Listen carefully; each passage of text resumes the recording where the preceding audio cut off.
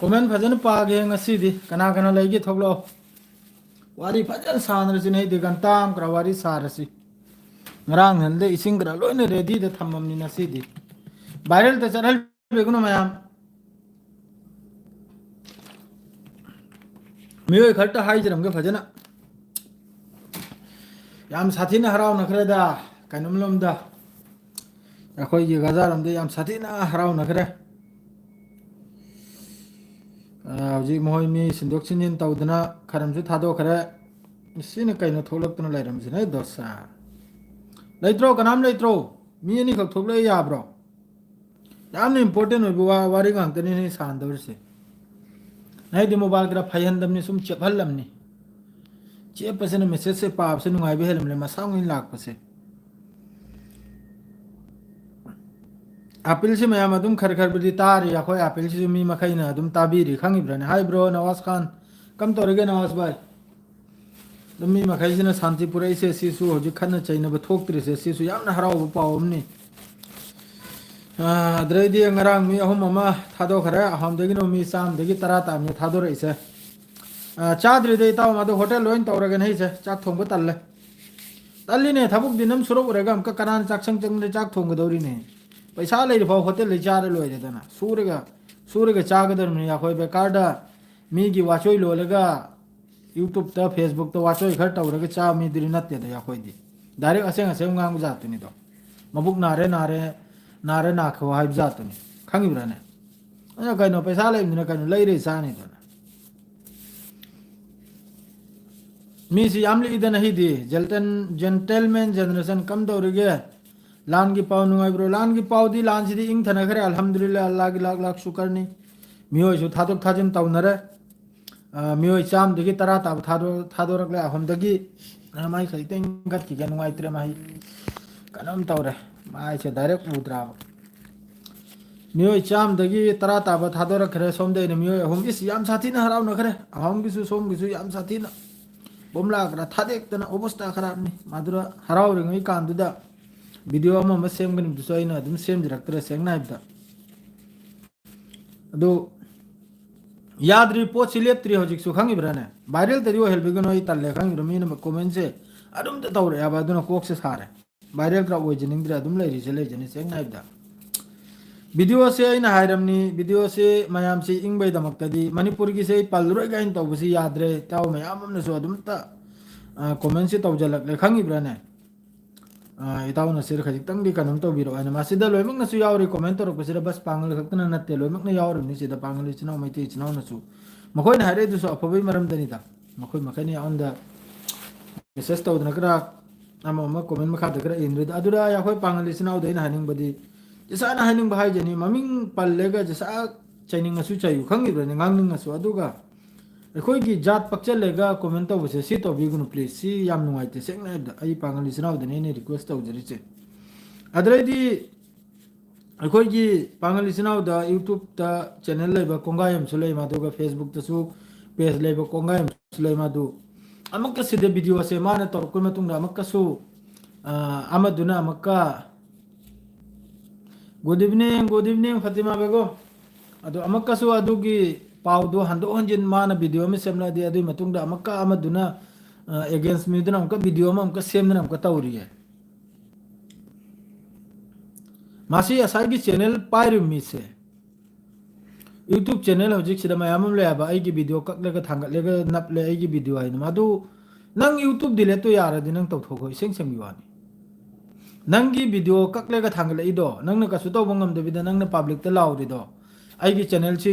ꯑꯩꯒꯤ ꯚꯤꯗꯤꯑꯣ ꯅꯞꯈꯠꯂꯦ ꯑꯩꯒꯤ ꯚꯤꯗꯤꯑꯣ ꯍꯥꯞꯂꯒ ꯑꯃꯅ ꯄꯥꯎ ꯁꯟꯗꯣꯔꯛꯂꯦ ꯍꯥꯏꯅ ꯇꯧꯔꯤꯗꯣ ꯅꯪ ꯆꯦꯅꯦꯜꯗꯨꯗꯩ ꯅꯪ ꯊꯣꯛꯈꯣ ꯅꯪ ꯌꯨꯇꯨꯕ ꯄꯥꯏꯅꯤ ꯃꯤ ꯅꯠꯇꯦ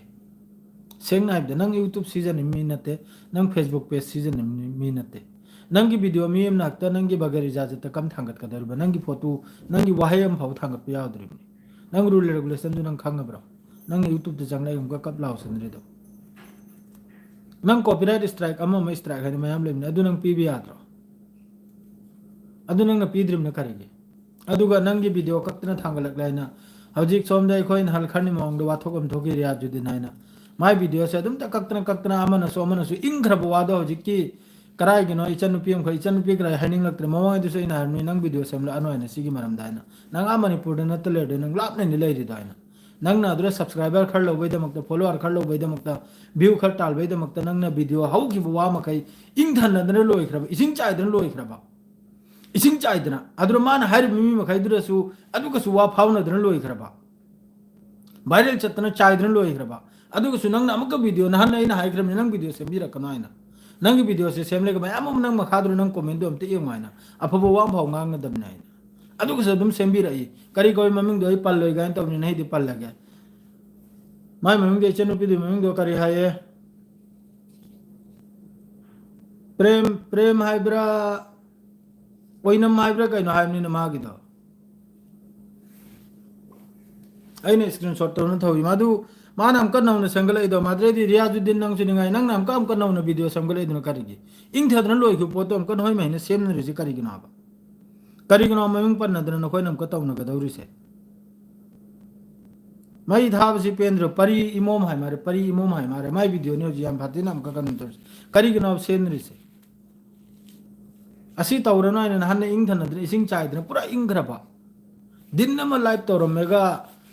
लोइमक शांतिदा अफबदा जो पुलिसना माद्रेदी सरकार अखोई जो गांगोय मथौ तादेने याखोई कसारनदी करी गांगदे करी मथौ ता कसार की गांगने निगाय होजी फेसबुक ता मयाम पाइग्रम यूट्यूब ता स्वा कनुमलम दगी जिरी रोम दगी इदो कनुमलम दगी अखोई गी लाल पानी रोम दगी मयाम साउनरम याखोई ना गांग मथौ ताद्रम नोय न मरी तू चाइरम निना अते अते दसु मई दु चाकलक लाबा नोयगुम यूट्यूबर अमम लेबिसे पागल दसनुगा मिते दसनुगा नहीं दी हायरगे आई हायरोगे पल्लोय गाइन तौबनी उपाय लेत्रे पंदबि याद्रे नोय महिसिना मचत मचत ककले ककलेगा ओइखिबा थबुक पुमलोय लोइख्रबा इसिंग चाइद्रम पुमलोय लेबख्रबा खैतंग नसा नसागी फायदासी ओइगनिरा नसा नसागी कनमसी ओइगनिरा हायनने अफोदना पुंजल बेवादी अमफाव हायरम लोयाबा अमफाव हायरम द्रमनि वीडियो दुदा फजन नुंसेनर लयु करी खतरिम नखोय करीगिनो तबन दौसे अदुइ वादुम सुम पलम द्रमनि अनंग अदु तौ बाहायगत खिदना अमदुसु चोंथोरकले अनंग अदुम अइबु चामला अदि अइसु हायरगन माद्रे हायनरे माद्रे दि मखादुदा कमेंटो मयामना वीडियो दुति एंबिरगा चले मखादुरो मागी कमेंट मयाम दुम तक येमाबा ओंथोंना पाबे याखिद्रबो ओंथोंना नुंगाइगिद्रो कमेंट गांतनी वालेकुम अस्सलाम नहन नैना हायख्रमनि नंग वीडियो सेंबिरा अनवाना नंग याम लापी मणिपुर दगी याखोइसु याम लापी याखोइसु सेमलो याबा अतई अतई नंग वीडियो सेमलोदना अम तौनी पुकुई अम तौनी मैते अम तौनी पांगल पांगल न फोन तौजले अदु तौजले कारण तुरन सिता मादर रियाजुद्दीन नंगसु आरामबाय तुरामबाय हने करी करनो पंगबंत पंदना नंगसु नंगी मिंग महिदु पल्लेगा नंगसु चाइनिंगदु चाइदना मीन ngaidren leiramnina khajitang wase soibaina napchal hawragaina kaklega amukta thangat hawraga amukta page sida viral chaw hawraga adu to hawragaina share kra to bigunu video se viral kra oi jening de sengna video si enge subscriber ju to birang manu aseng asang baduni hairi se subscriber khom bai nate thoklai se Shanti पुरक्पगिनी Shanti अफबद लाकनबनी video सेमलई से सेंगना हाजुदा अफबा नुंसीनबा पोकलकनबनी अनंग अदु तोरमे नंग drugs कारबार तोरमले नंग अदु तोरमले अदुई मथौ तादे पुमिंग इंगदना मयाम तरानन हल नोंमै दिनदा video कयाबु viral ओइग्रिमनो इसिंग चाइदना माइके मरी दगी अफबवाद थमखरगा होजेम क मरक्तगी हौग्रबन हे क्या ने सुखरन हल मणिपुर की थौदोक तो नहीं मनी मंगाने सुखर नौना अमक वीडियो अदुना ड्रग्स सीजन रमे अदुना खुलाई पारम ले अदुना अदु पुथोकलम में अदुरा ड्रग्स किलो तरा फाखरा ने अमक नौना थोकले इसिन करिगिना नसा नसा की वीडियो सेम हित्रो फजो वीडियो अते ते याखोइदी नहीं की वीडियो तो सोई थांगते या सऊदी अरब की वीडियो लंबी लतांग की थांगल इदुनी आ माद्रेदी लान की पाव मिडिल ईस्ट की अमा मगी अदु कांथोक बे याद्रे फेसबुक कांग बे याद्रे यूट्यूब कांग बे याद्रे सिदा माई मागे अद्रेजी कनम से तौन करी नहीं तौर नोंगदे अमक्ता लाइलासु सलल्लु अमा अमा तौहल्लु अदुक मै वीडियो दुरी सेंबिर अर कांथो उनी कुकी लेरमगनी कांथो उनी मैते लेरमगनी कांथो उनी पांगल लेरमगनी आई दिन हन स्वाबी खम यारदी फेसबुक का यूट्यूब से खनि ते थिंजल बि खोना आसाम गी ओइना हैत शांति द भजन हिप पगाइना करगादी उपाय लेते लोयमकु सब्सक्राइब फॉलो तौरमनिना मैसेज से टिंग टिंग टिंग टिंग लॉय फुजल लाइबा कांथो उनी चावना पांगल हाइनी इदन लेरमनी अदु तौनराने कांथो उनी मैते हान लेरमे कांथो उनी कुकी हान लेरमे हजि फाव कई दौर नाव लान तौर नहीं चाहिए मखाई सुरे करी तौरी हजि फावा हजि सु याम मी युम कई थादोक लमदना मई थादोक तना तांद्रक पुमिदु हनर ताहाल खरब्र माय मफम दुदा थोलक हमदुरगी हजिक सुयाम कनोम लेदे अखोगी रिफ्यूजी कैम्प लेदे अदुमैदु पुजनरा तहल खरब्राबा अना हर मनपुर की प्रजा महीदने हाजरीसे असुयाम मई लांग थादोखिदन युम कई चाकना हजिक मथों मरम नायद मई लंबी लतांग कनोम तौरग लेदो अदुमैदु माई मफमदुर तहल खरब्राबा अदु नत्तबिदा मनुंगी सिता अदु तहन्नमनि अहमद होनो हरदो लैरिबा मणिपुर की सरकार दुना सेंगना हाइदा वासे याम गांगनिंग दे याम नुंगाइते वीडियो मते मते थार वीडियो से सेंगत पिरा अनु मैते पांगल सित पलबीरा अनु अदरे कुकी सित पलबीरा अनु खंगी बिराने सरकार ने जो तौबदो तौरो अदु खक्तनी करे अदि या नुंगाइ सी कांगथोक पे यादरे से सुम हांगदोक पगने हजिकसु लेरमनि हजिकसु कांगथोक पदने हजिकसु कांगथोक पदा आम भाई पेस्ते अदुम थेंगना निमनि सिदे अदुम लेरमे मथंग मथंग येंग सिदा परी इमोम चैनल दा रियाजुद्दीन वाफम थमलखरे सिगुम वाफम सिदा अदुम त लेरम करमनी अदरेदी सोमननाबु मोंपाक डुप्लीकेट करी नो मथों मरम नाइद्रे अदुम हांगदोकपगा अदुम लेरम लामे सिदा लोइना लेरम लामे तु सिदा मथंग लोइना लेरम लामे हांगदोकपगा लेरम लामे मणिपुर दai पाव ओइ ग्रामे माई मागी सिदना कुकी सोरात पुंगम थुम हेल्था पु करी नो मथो मता जाद्रे डिलीट तौखरसु या यूट्यूब करा साउनिंग लादी मथों मरम नाइद्रे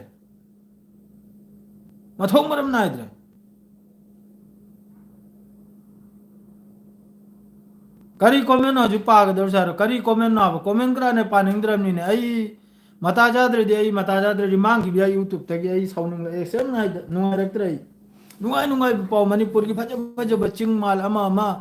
कनोम की फोटो टूटू अमा वीडियो दो थांगत बिरो पेल मही यंग जगह बा अदु नतिब दा अमरोम तौरुनी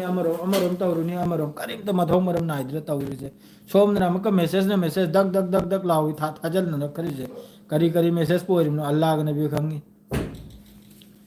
अदुनी हजिक हाबु नुंगाइते हजिक की मथंग अदुम इंग्रौ पोतुसु इसिंग चाइदने इंगल गिउ पोतुसु मथंग video संदोरकसे संदोकपिरकनु please request तौजरिमनी सेंगना हाबदा अदुना अदुकुंबा वाफम खजिक्तुना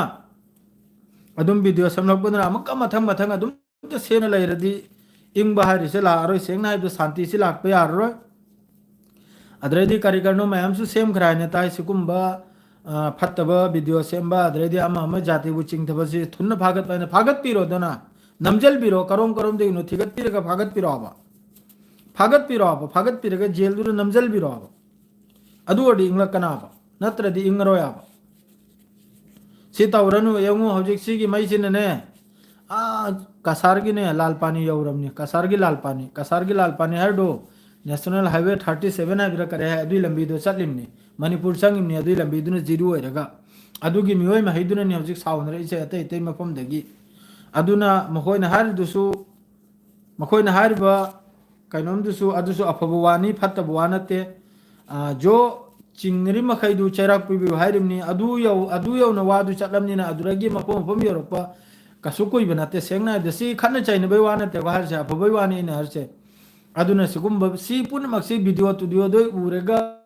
my थोकनरे इनाबा मायामना video थांगतपसि उरेगा अदुरगी एंगलगा इमाइ पिमा सिदि Manipur सी ओइरबो हैना अदु वीडियो अमा मसी मायामना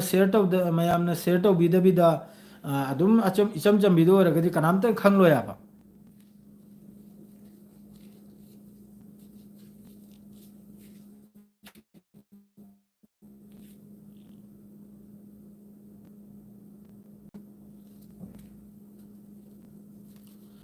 जेंटलमैन जनरेशन करी हारिम नोय खंग्रे नंगी सैताव याखोयदि आसाम नते आइदि हजि सऊदी अरब तने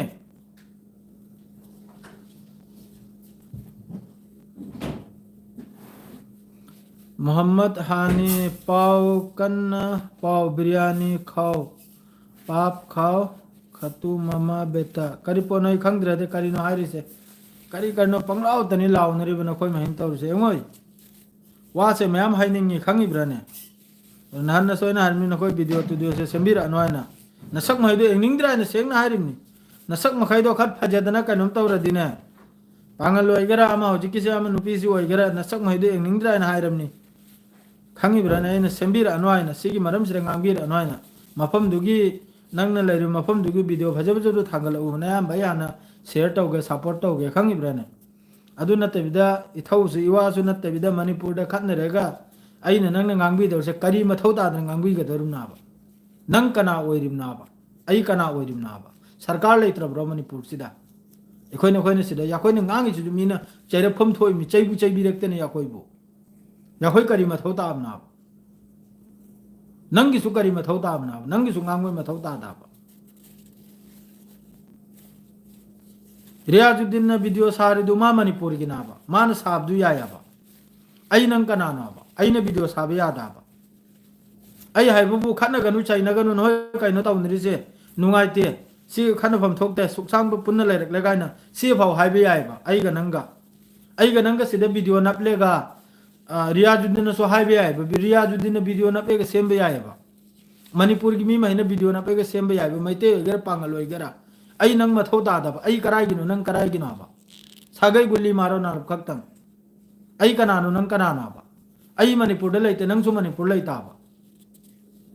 आई नंग अम मैतै नि आई अम पांगल बस अखोय गी हाइबो बु करिगिनो खतनरिसे खनबै मथौ ताद सुखसांग ब शांति द लेरक लेगा हाना दगी करिगिनो खन से भौगत हाइगिनो न सिदे इबानिना आई सुनिंगाय नंग सुनिंगाय वीडियो नपले करि मथौ गिनो बा वीडियो न पी गदौरसे नंग अफौब कनो मोइ गरेने नखोई मखजा फाव यूट्यूबर ओइग्रेने वीडियो करा नपखतना फोटो करा नपखतना अफबो वादरे हायरम लोय लाइक लाइसु अमा अमगिदरे हायरम लोय खज करा की दमकता कया मथौ दाम नोय थाजल बिरकेने अदि हम पैसा कनम तौनिंगदि नीरुगे सोरक्ता फम्मेगा सब्सक्राइबर मथौ दादि नीगे अमते तौबिरम वायना नीरुगे सोरक्ता अहवाइसिरे फमलेगा सऊदी अरब से गली मंगा तुरुकते चलेगा सऊदी में जा माइदा मक्ता नंबीर मुसिगी बतन सिराडी मी लिसिंगम दिन नमलम गनी नो मैदिंदा मी लिसिंगम दिन नमलम गना बा मक्ता सब्सक्राइबर तो बिरम हाइब मी लिसिंगम दि तौरम गना बा एंग दो गुल्ली मारो माना वीडियो अदुना का सुकान रया बा खंगे दना नंग सु मपानदनी लेदो मणिपुर दगरा नते आई सु मपानदनी करिमते एखोय न ngang बसिदो अधिकार लेते एखोय हाइबो बस करी खना दौरे खना बियाम नते से बाव खक्तनी लोयरा अद्रे हेल्प करिमते लेते अफब ताकलम बसरा याखोयना सिदा संगत सागत पगी अमक मई लंगजल बई करिमते मथौ ता मई नि लंगजली से याखोयना सेंगना हाइदने मरिक ना बे याखोयना लंगजली से मणिपुर दो ओइगरा कसार दो ओइगरा आसाम दो ओइगरा एखोय वीडियो महीजे ने मई चाकला कदौर से नंग अइने जो फत्त बुआम हाय किबदो अदुरगी नि मई चाकला कदौर से खंगी ब्राने नंग नसु सपोर्ट माद्रे हौजे खरम सु एखोय पांगली सिनाव खरम सु अते अते दे सपोर्ट तो द्रंगांग ना ले अदु बिल्कुल तो बिगनो नंग मनुंग दले दुलै नो खंगी ब्राने सेंग नाइदा अदु बिल्कुल तो बिगनो अदुना नातंग माना हायरम बदुना नंगी नाकोंग दो नातंग हराव गनी लोयरे बस अदुरे लोय खरे अदुरे हेल्प करिमते लैतरमनी नाकोंग नाल हराव बगिदो माना करिमते नंगी दमकता थांग तेल पुरगा लाकपिरो हयंग नंग तनी खतना होदोरिबा नंग तनी सीना होदोरिबा हौजी अइना सु वारिम गा हायगा बसिदा वारिम नि अइना हौजी मैतै फत्ते पांगल फै हायरम बसिनने नालम फक्तनी नंग नाकोंग दो हराव गदोरिबा खंगेदरा आइदि लापना नि यंगदरसे नोय मसेनि खंदरसे अजुम तौदना हौजी की इचनुपी यंग फकना इचनुपी थोकपरा करी थोकपना अलान खंगी हौजी की मानसु वीडियो सेमलै से बस नालब की मागे सब्सक्राइबर अमसुंग फॉलोअर व्यू दुगी खंगेदरा माना लापना नि यंगदरसे फजना फमलेगे चारेगा कसु कानम नते अदुना अदुना अदुगुमदो तौबिगनो अफबा लंबीदो ताकपिरमु कम तौरगा फजना लेरकनी हांदैसु फजना लेरे इमनि मणिपुरदा हौजिकसु कम तौरगा लेरकनी लैरी सरकार लैरी मयामम लैरी प्रजा लैरी लालैसु हाइबु मयामम लैरी नंग आइदि नंग गवारनी ऐ गवारनी ने लालैसु हाइतमनि ने अखोय नंग लारे क्याम हाइदि किदनो न ऐसु लारे क्याम हाइदि किदनो न अदु वीडियो नि हौजि याम कन वायरल चलिसे नंग हाइरोमनि अमदनो सो हलकला नंग हाइबग ngaइरिमनि नंग आइना हाइरकपग अमना हलकताइना अल्हम्दुलिल्लाह हजु फाउदी आइगी वीडियो फाउ हलबिरक्तरि कनामतना करे दे फतम ngang आई अपुल बेद थम्मी नोय वीडियो दि करिगिनो मीना हलइसे असai नंगी वादो ताबि यादबा नोय वीडियो मै नपलेगा मीना हंगला हलइदो ताबि यादबा मीना मी थुगाइबगी ओइबा अदुना अखोय गिदि करिगिनो नै फाउ हलक्तरिसे अखोय दि कनामतन हलक लोयाबा करे बिया होय दि फजना करि खतना दौरी खतना बियाब्रा अमतो ओइना हाय लैरगा इन नंदगी अदुरा थम्याबा नखोयना बु चिंगथोकनबा अदुना अम तौखरे अदुना अम तौरमले हायना नपतना को खिनी खिरांगसे अदु करि मथौगुना दरकार लेते ngambiगनु थोगलकनु मतुंगना हदकते भजन सिट अकाउंट पे यावने चैरकनि सेंगनाइदा नंगी सपोर्टर न यइबु चैरा सु बेरा ले मिनते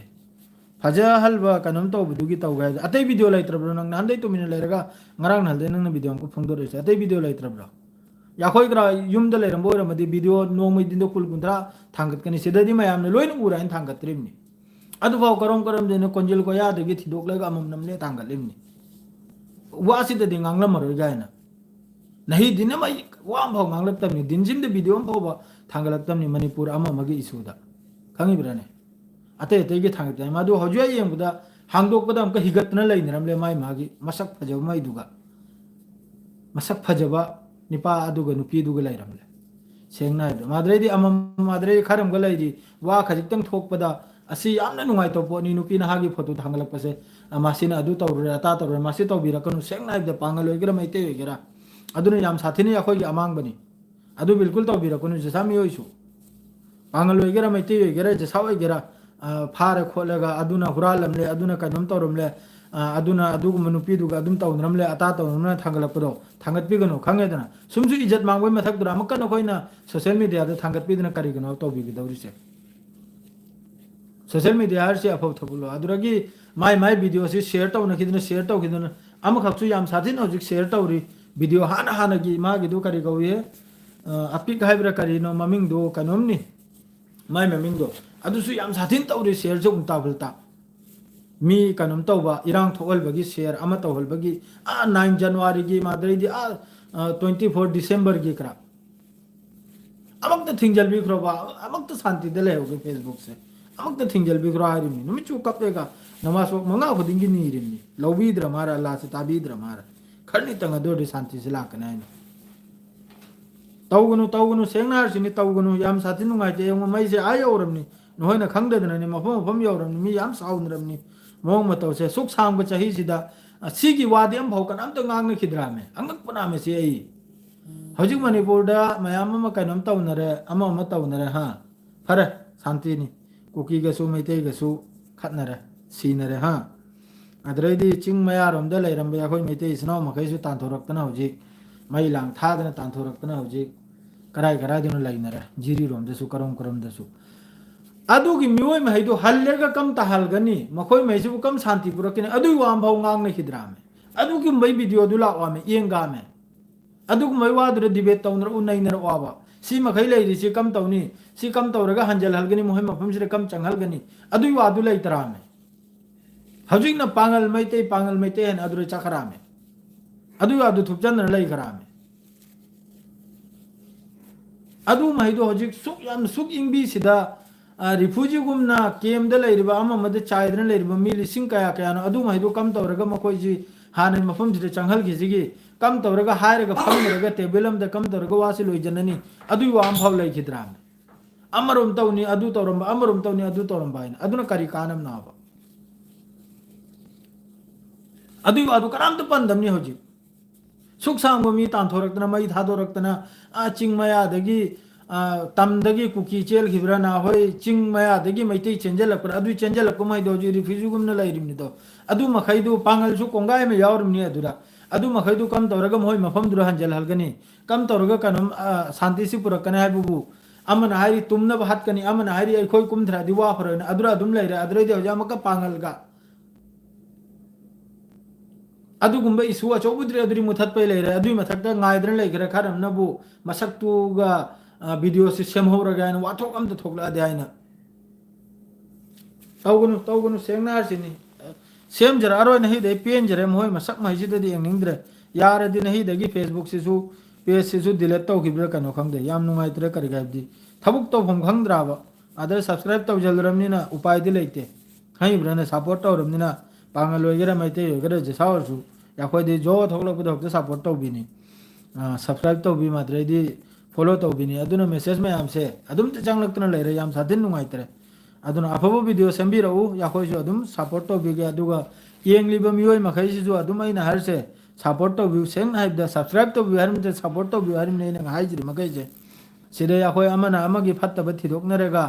amana adu tawramba amana adu nganglam ba na adum adura nai nadra leire di ya khoi chawkhat bang amroi seng hai da ya khoi leire se adum mi makha da pondna leire ni hayek bawa pangal wegera mai te gera seng na seng bo wa nei na har se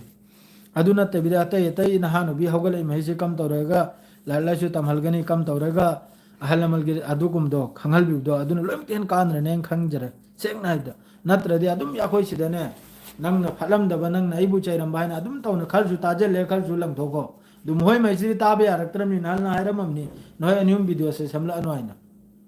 ꯅꯣꯏ ꯑꯅꯤ ꯑꯍꯨꯝꯒꯤ ꯃꯊꯧ ꯇꯥꯗꯦ ꯅꯈꯣꯏ ꯃꯅꯤꯄꯨꯔꯗꯩꯅꯤ ꯂꯥꯞꯅ ꯂꯩꯔꯤꯗꯣ ꯃꯅꯤꯄꯨꯔꯗ ꯂꯩꯕ ꯃꯤꯑꯣꯏꯅ ꯐꯥꯎ ꯚꯤꯗꯤꯑꯣ ꯁꯦꯝꯂꯛꯇ꯭ꯔꯒ ꯅꯣꯏ ꯃꯄꯥꯜꯒꯤ ꯃꯤꯅꯗꯤ ꯀꯔꯤꯒꯤ ꯚꯤꯗꯤꯑꯣ ꯁꯦꯝꯕꯤꯔꯛꯀꯗꯣꯔꯤ ꯅꯣꯏ ꯀꯔꯤ ꯃꯊꯧ ꯇꯥꯕꯅꯣ ꯅꯣꯏ ꯀꯔꯤ ꯃꯊꯧ ꯇꯥꯕꯅꯣ ꯁꯦꯝꯕꯤꯔꯛꯑꯅꯣꯕ ꯁꯦꯝꯕꯤꯔꯛꯑꯅꯣꯕ ꯈꯔ ꯇꯥꯖꯟꯗꯅ ꯂꯩꯔꯣꯕ ꯁꯦꯝꯕꯩ ꯉꯥꯏꯗꯅ ꯂꯩꯔꯅꯣꯕ ꯃꯣꯕꯥꯏꯜꯁꯤꯗ ꯍꯥꯡꯗꯣꯛꯇꯨꯅꯇ ꯉꯥꯏꯗꯅꯇ ꯂꯩꯈ꯭ꯔꯕꯅꯤ ꯀꯅꯥꯅ ꯀꯔꯤ ꯍꯦꯟꯖꯜꯂꯛꯄꯅꯣ ꯑꯝꯇ ꯁꯦꯝꯍꯧꯔꯒ ꯍꯥꯏꯅ ꯈꯔꯁꯨ ꯇꯥꯔꯒ ꯁꯣꯝꯗꯩ ꯊꯣꯛꯍꯟꯕ ꯈꯔꯁꯨ ꯇꯝꯃꯨꯅꯦ ꯅꯈꯣꯏꯕꯣ ꯑꯗꯨ ꯈꯛꯇꯅꯤ ꯏꯆꯤꯟ ꯏꯅꯥꯎꯁꯤꯡ ꯋꯥꯔꯤ ꯍꯥꯏꯕꯨ ꯑꯗꯨ ꯈꯛꯇ ꯍꯥꯏꯔꯝꯒꯥꯏꯅꯅꯤ ꯀꯔꯥꯏꯗꯤ ꯌꯦꯡꯕ ꯌꯥꯔꯛꯇ꯭ꯔꯦ ꯑꯗꯨꯅꯅꯤ ꯃꯌꯥꯝ ꯋꯥꯔꯧꯕ ꯌꯥꯗꯦ ꯀꯔꯤꯒꯨꯝꯕ ꯁꯣꯏꯈꯤꯕ ꯌꯥꯎꯔꯁꯨ ꯃꯌꯥꯝ ꯑꯗꯨꯝ ꯉꯥꯛꯄꯤꯌꯨ ꯑꯗꯨꯅꯤ ꯁꯦꯡꯅ ꯍꯥꯏꯕꯗ ꯑꯗꯨ ꯅꯍꯩꯗꯤ ꯆꯥꯛ ꯏꯟꯁꯥꯡꯁꯨ ꯊꯣꯡꯗ꯭ꯔꯤ ꯃꯗꯨ ꯆꯥꯛ ꯏꯟꯁꯥꯡꯁꯨ ꯊꯣꯡꯒꯅꯤꯕꯅꯤ ꯑꯣꯟꯊꯣꯛꯅ ꯗ꯭ꯌꯨꯇꯤ ꯇꯧꯔꯨꯔꯒ ꯍꯧꯖꯤꯛ ꯍꯜꯂꯛꯑꯒ ꯆꯥꯛ ꯏꯟꯁꯥꯡ ꯊꯣꯡꯕꯁꯤꯅꯤꯗ ꯋꯥꯔꯤꯁꯦ ꯀꯔꯤꯃꯛꯇ ꯍꯦꯟꯅ ꯏꯁꯦꯡ ꯁꯦꯡꯒꯤ ꯋꯥꯅꯤ ꯑꯗꯣ ꯍꯧꯖꯤꯛ ꯀꯩꯅꯣꯝꯂꯣꯝꯗꯁꯨ ꯀꯁꯥꯔꯂꯣꯝꯗꯁꯨ ꯍꯧꯖꯤꯛꯀꯤ ꯋꯥꯁꯦ ꯑꯗꯨꯝ ꯌꯧꯔꯕꯅꯤ ꯁꯤ ꯒ꯭ꯌꯥꯟ ꯇꯥꯕꯤꯌꯨ ꯃꯌꯥꯝ ꯁꯦꯡꯅ ꯍꯥꯏꯕꯗ ꯀꯁꯥꯔ ꯍꯥꯏꯗ꯭ꯔꯦ ꯃꯐꯝ ꯃꯐꯝ ꯕꯪꯒ꯭ꯂꯥꯗꯦꯁ ꯂꯣꯝꯗꯁꯨ ꯌꯧꯔꯕꯅꯤ ꯑꯗꯨꯝ ꯄꯥꯎꯁꯨ ꯌꯧꯔꯛꯏ ꯌꯥꯎꯉꯟꯗꯗꯤ ꯕꯪꯒ꯭ꯂꯥꯗꯦꯁꯀꯤ ꯏꯆꯤꯟ ꯏꯅꯥꯎ ꯈꯪꯅ ꯈꯣꯠꯅꯕ ꯂꯩꯕꯅꯤꯅ ꯑꯗꯨ ꯀꯔꯤ ꯀꯥꯟꯅꯩ ꯕꯦꯀꯥꯔꯗ ꯃꯩꯔꯤꯛ ꯑꯃꯈꯛꯇꯒꯤ ꯂꯝ ꯃꯩ ꯊꯥꯔꯒ ꯑꯗꯣ ꯍꯧꯖꯤꯛ ꯃꯈꯣꯏ ꯃꯍꯩꯁꯤꯅꯅꯤ ꯃꯩ ꯊꯥꯒꯗꯧꯔꯤꯁꯦ ꯁꯦꯡꯅ ꯍꯥꯏꯕꯗ ꯃꯈꯣꯏ ꯑꯃꯅꯤ ꯂꯩꯔꯤꯁꯦ ꯃꯈꯣꯏ ꯑꯃꯅꯤ ꯂꯩꯔꯤꯁꯦ ꯁꯤ ꯁꯥꯒꯩ ꯈꯨꯗꯤꯡꯗꯅꯤ ꯃꯩꯇꯩꯗꯇ ꯅꯠꯇꯦ ꯄꯥꯡꯒꯜꯗꯁꯨꯅꯤ ꯁꯦꯡꯅ ꯍꯥꯏꯕꯗ ꯑꯗꯨ ꯃꯈꯣꯏ ꯑꯃ ꯑꯅꯤꯁꯤꯅꯅꯤ ꯃꯈꯣꯏ ꯑꯃꯅꯤꯁꯦ ꯃꯌꯥꯝꯅꯅꯦ ꯆꯪꯂꯒꯅꯦ ꯃꯈꯣꯏꯒꯤ ꯚꯤꯗꯤꯑꯣ ꯃꯈꯥꯏꯗꯨꯗꯅꯦ ꯐꯖ ꯐꯖꯅ ꯀꯣꯃꯦꯟ ꯇꯧꯕꯤꯔꯝꯃꯣ ꯌꯦꯡꯉꯨ ꯏꯆꯜ ꯏꯌꯥꯝꯕ ꯁꯤꯒꯨꯝꯕ ꯚꯤꯗꯤꯑꯣꯁꯦ ꯇꯨꯡꯅꯥꯎꯗꯤ ꯁꯦꯝꯕꯤꯔꯛꯑꯅꯨ ꯅꯍꯩ ꯁꯦꯝꯕꯁꯤꯅ ꯑꯂꯣꯏꯕ ꯑꯣꯏꯍꯜꯂꯣ ꯍꯥꯏꯅ ꯑꯩꯁꯨ ꯁꯦꯝꯖꯔꯛꯑꯔꯣꯏ ꯁꯦꯡꯅ ꯍꯥꯏꯕꯗ ꯃꯈꯣꯏꯕꯨꯁꯨ ꯍꯦꯛꯇ ꯋꯥꯔꯅꯤꯡ ꯊꯥꯕꯤꯔꯝꯃꯣ ꯑꯃꯠꯇ ꯑꯣꯏꯔꯒ ꯑꯌꯥꯕ ꯄꯨꯔꯛꯀꯅꯤ ꯍꯥꯏꯔꯗꯤ ꯍꯌꯦꯡ ꯐꯥꯎꯕ ꯅꯨꯡꯁꯤꯅꯅ ꯂꯩꯅꯤ ꯍꯥꯏꯔꯗꯤ ꯈꯛꯇꯅꯦ ꯃꯈꯣꯏ ꯚꯤꯗꯤꯑꯣꯗꯨꯗꯅꯦ ꯆꯪꯂꯒꯅꯦ ꯅꯪꯒꯤ ꯐꯣꯇꯣ ꯅꯞꯂꯦꯗꯅ ꯀꯣꯄꯤꯔꯥꯏꯠ ꯁ꯭ꯇ꯭ꯔꯥꯏꯛ ꯄꯤꯕ ꯌꯥꯕꯅꯤ ꯍꯦꯛꯇ ꯄꯤꯖꯜꯂꯝꯃꯨ ꯂꯣꯏꯔꯦ ꯅꯪ ꯆꯦꯅꯦꯜ ꯄꯥꯏꯔꯦ ꯅꯪ ꯃꯩꯇꯩ ꯑꯣꯏꯒꯦꯔꯥ ꯄꯥꯡꯒꯜ ꯑꯣꯏꯒꯦꯔꯥ ꯅꯪꯒꯤ ꯄꯥꯎꯗꯩ ꯐꯠꯇꯕ ꯁꯟꯗꯣꯔꯛꯂꯦ ꯅꯪꯒꯤ ꯐꯣꯇꯣ ꯅꯞꯂꯦꯒ ꯀꯣꯄꯤꯔꯥꯏꯠ ꯁ꯭ꯇ꯭ꯔꯥꯏꯛ ꯍꯦꯛꯇ ꯄꯤꯖꯜꯂꯝꯃꯨ ꯑꯗꯨꯒ ꯀꯣꯃꯦꯟꯗꯨꯗ ꯌꯦꯡꯉꯤꯕ ꯄꯥꯕ꯭ꯂꯤꯛ ꯃꯌꯥꯝꯁꯨ ꯃꯥꯒꯤ ꯁꯕꯁꯀ꯭ꯔꯥꯏꯕꯔ ꯃꯌꯥꯝꯁꯨ ꯃꯥꯅ ꯉꯥꯡꯕꯗꯨ ꯅꯨꯡꯉꯥꯏꯇꯕ ꯌꯥꯎꯔꯒꯗꯤ ꯅꯪꯅ ꯉꯥꯡꯉꯤꯁꯦ ꯍꯦꯟꯖꯜꯂꯝꯅꯤ ꯇꯨꯡꯅꯥꯎ ꯅꯪ ꯚꯤꯗꯤꯑꯣ ꯁꯦꯝꯂꯛꯀꯅꯣ ꯍꯥꯏꯅꯅꯦ ꯐꯖꯅ ꯋꯥꯔꯅꯤꯡ ꯃꯆꯥ ꯑꯃ ꯊꯥꯖꯤꯜꯕꯤꯔꯝꯃꯨ ꯂꯣꯏꯔꯦ ꯁꯤꯗ ꯑꯃꯨꯛꯀ ꯚꯤꯗꯤꯑꯣ ꯅꯞꯅꯗꯅ ꯀꯩꯅꯣꯝ ꯇꯧꯅꯗꯅ ꯃꯌꯥꯝꯗ ꯄ꯭ꯔꯣꯆꯥꯔ ꯇꯧꯕꯩ ꯃꯊꯧ ꯇꯥꯗꯦ ꯁꯦꯡꯅ ꯍꯥꯏꯕꯗ ꯃꯌꯥꯝꯗ ꯈꯪꯍꯜꯕꯒꯤ ꯀꯣꯏꯂꯥꯎ ꯂꯥꯎꯕꯒꯤ ꯀꯔꯤꯝꯇ ꯃꯊꯧ ꯇꯥꯗꯦ ꯍꯦꯛꯇ ꯍꯥꯏꯕꯤꯔꯝꯃꯨ ꯅꯪꯒꯤꯁꯨ ꯄꯔꯤ ꯑꯣꯏꯅꯝ ꯍꯥꯏꯕ꯭ꯔꯥ ꯃꯣꯏꯅꯝ ꯍꯥꯏꯕ꯭ꯔꯥ ꯅꯪꯒꯤꯁꯦ ꯍꯦꯟꯖꯜꯂꯦ ꯇꯧꯕꯤꯔꯛꯑꯅꯨ ꯍꯥꯏꯅ ꯔꯤꯌꯥꯖꯨꯗꯤꯟ ꯍꯥꯏꯕ꯭ꯔꯥ ꯑꯗꯨꯗꯁꯨ ꯅꯪꯒꯤꯁꯦ ꯍꯦꯟꯖꯜꯂꯛꯑꯦ ꯇꯧꯔꯛꯑꯅꯨ ꯍꯥꯏꯅ ꯃꯣꯏꯗꯤ ꯑꯅꯤꯃꯛꯁꯨ ꯃꯅꯤꯄꯨꯔꯗ ꯂꯩꯇ꯭ꯔꯤꯕꯅꯤ ꯃꯄꯥꯟꯗꯩ ꯉꯥꯡꯂꯛꯏꯕꯅꯤ ꯑꯩꯈꯣꯏꯅ ꯉꯥꯡꯉꯤ ꯁꯨꯝ ꯈꯪꯉꯤꯕ꯭ꯔꯥꯅꯦ ꯑꯩꯈꯣꯏꯅ ꯉꯥꯡꯉꯤ ꯁꯨꯝ ꯑꯐꯕ ꯂꯝꯕꯤꯗꯨꯅ ꯉꯥꯡꯉꯗꯤ ꯐꯩ ꯑꯣꯏꯗ ꯄꯥꯗꯕ ꯗꯨꯅꯤꯌꯥꯒꯤ ꯈꯪꯉꯤꯕ꯭ꯔꯥꯅꯦ ꯀꯔꯣꯝ ꯀꯔꯣꯝꯗꯒꯤꯅꯣ ꯁꯨꯛꯇꯥ ꯇꯥꯅꯤꯡꯈꯤꯗ꯭ꯔꯕ ꯁꯦꯡꯅ ꯍꯥꯏꯕꯗ ꯔꯤꯌꯥꯖꯨꯗꯤꯟꯗꯨꯅ ꯆꯩꯅꯔꯦ ꯑꯃꯒ ꯑꯃꯒ ꯍꯨꯟꯅꯖꯅꯤꯗꯅ ꯑꯩ ꯅꯪꯒꯤ ꯀꯔꯤ ꯃꯊꯧ ꯇꯥꯕꯅꯣ ꯆꯪꯁꯤꯜꯂꯒ ꯑꯗꯨꯗ ꯚꯤꯗꯤꯑꯣ ꯁꯦꯝꯃꯨꯕꯒꯤ ꯃꯊꯧꯁꯦ ꯑꯩ ꯅꯪꯒꯤ ꯀꯔꯤ ꯃꯊꯧ ꯇꯥꯕꯅꯣ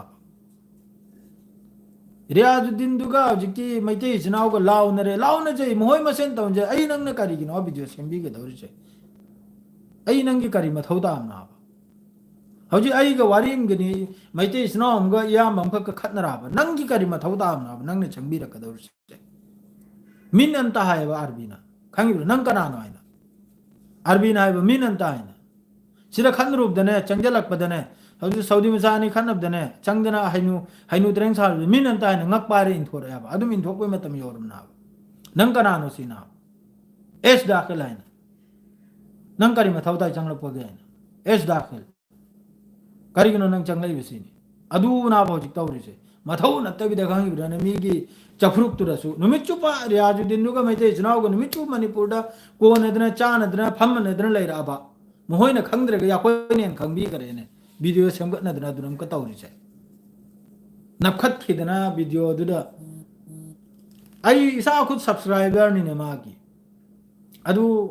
ꯁꯕꯁꯀ꯭ꯔꯥꯏꯕ ꯇꯧꯔꯤꯕꯅꯤ ꯁꯞꯄꯣꯔꯠ ꯇꯧꯔꯤꯕꯅꯤ ꯇꯧꯕ ꯄꯣꯠꯇꯨ ꯇꯧꯏ ꯁꯦꯡꯅ ꯍꯥꯏꯕꯗ ꯑꯟꯁꯕꯁꯀ꯭ꯔꯥꯏꯕ ꯇꯧꯕꯩ ꯃꯇꯝ ꯌꯧꯈ꯭ꯔꯕꯅꯤ ꯀꯔꯤ ꯀꯥꯏꯗ ꯑꯐꯕ ꯋꯥꯝꯐꯥꯎ ꯍꯥꯏꯗꯕ ꯈꯠꯅ ꯆꯩꯅꯍꯜꯕꯁꯤꯗꯒꯤ ꯑꯗꯨꯗ ꯑꯗꯨ ꯇꯧꯔꯝꯂꯦ ꯑꯗꯨꯗ ꯀꯨꯀꯤꯅ ꯑꯗꯨꯝ ꯇꯧꯔꯝꯂꯦ ꯃꯩꯇꯩꯅ ꯑꯗꯨ ꯄꯥꯡꯒꯜꯅ ꯑꯗꯨꯝ ꯇꯧꯔꯝꯂꯦ ꯍꯥꯏꯅ ꯀꯔꯤ ꯃꯊꯧ ꯇꯥꯕꯅꯣ ꯀꯁꯨ ꯃꯊꯧꯁꯨ ꯇꯥꯈꯤꯗ꯭ꯔꯕ ꯀꯗꯥꯏꯗꯅꯣ ꯂꯩꯔꯒ